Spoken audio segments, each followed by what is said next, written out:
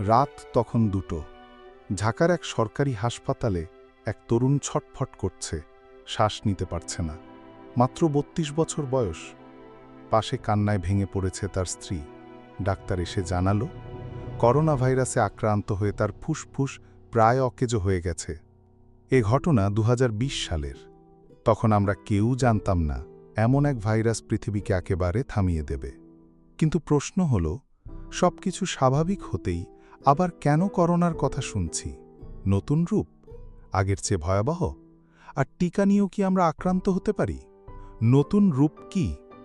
Corona virus এখন আর আগের মতো নেই, এটি বারবার রূপ পাল্টাচ্ছে। এটাই ভাইরাসের স্বাভাবিক আচরণ।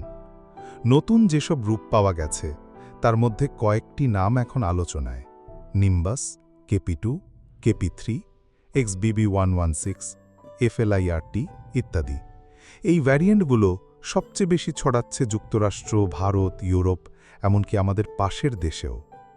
এই রূপগুলোর সংক্রমণ ক্ষমতা বেশি, তবে এখনও পর্যন্ত প্রমাণ নেই যে এগুলো আগের মতো মারাত্মক বা ভয়াবহ।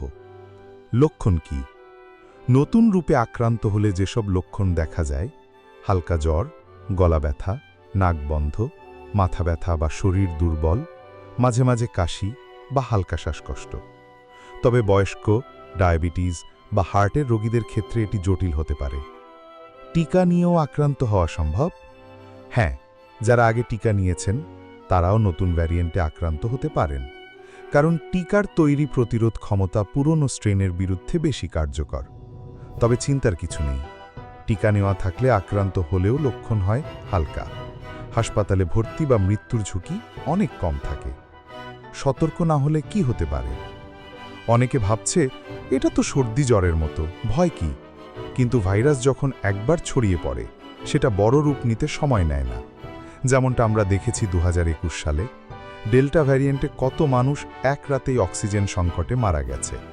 আমাদের করণীয়: মাস্ক ব্যবহার করুন, বিশেষ করে বাস, মার্কেট, হাসপাতালের মতো জায়গায়। নিয়মিত হাত ধুতে ভুলবেন না। টিকা গ্রহণকারী হলেও অসুস্থ হলে পরীক্ষা করুন। বয়স্ক বা অসুস্থদের বুস্টার ডোজের ব্যাপারে চিকিৎসকের পরামর্শ নিন। গুজব শুনে আতঙ্কিত না হয়ে সঠিক তথ্য জেনে সিদ্ধান্ত নিন।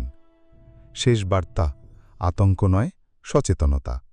ভাইরাসের সঙ্গে আমাদের যুদ্ধ এখনও শেষ হয়নি, তবে এখন আমরা অনেক বেশি প্রস্তুত। ভয় নয়, সচেতনতা ও তথ্যই পারে আমাদের রক্ষা করতে। যদি এই ভিডিওটি আপনার উপকারে আসে, শেয়ার করুন, যাতে অন্যরাও সতর্ক হতে পারে।